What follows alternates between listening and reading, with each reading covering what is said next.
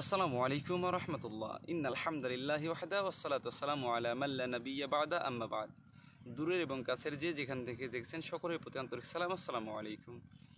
আজ সারা Bangladesh milestone school and কলেজে বিমান বিধ্বস্ত হওয়ায় পুরো বিশ্ব যেখানে শোক প্রকাশের মধ্যে ব্যস্ত, সকলেই মর্মাহত, নিজেদের হৃদয়ে রক্তক্ষরণ করে সারা বাংলাদেশ তথা সারা বিশ্বই এটার শোক প্রকাশ করছে।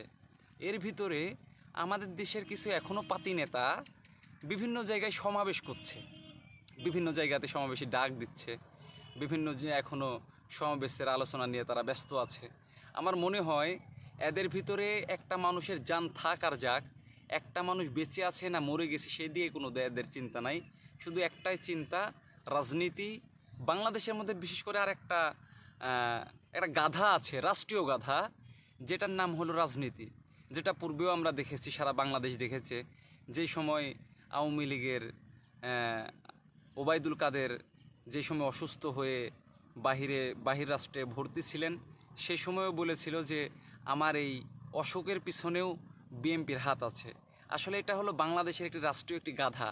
সেই ঘটনা আজকেও ঘটলো মাইলস্টোন স্কুল অ্যান্ড কলেজের বিস্ফোরণ নিয়ে, যে জায়গাতে সেই কলেজের ছাত্ররা সাক্ষ্য দিচ্ছে যে ক্লাস ভর্তি রুমের উপরে বিমানটি ব্লাস্ট হয়, আর সেই জায়গাতে ছাত্র নিহত হয়েছে, নিখোঁজ হয়েছে। কিন্তু আজকে প্রকাশ করা হচ্ছে 32 জন 33 জন।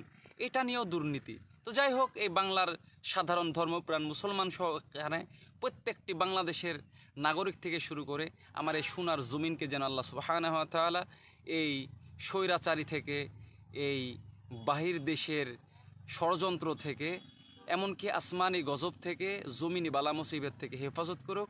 আসসালামু আলাইকুম ওয়া রাহমাতুল্লাহ।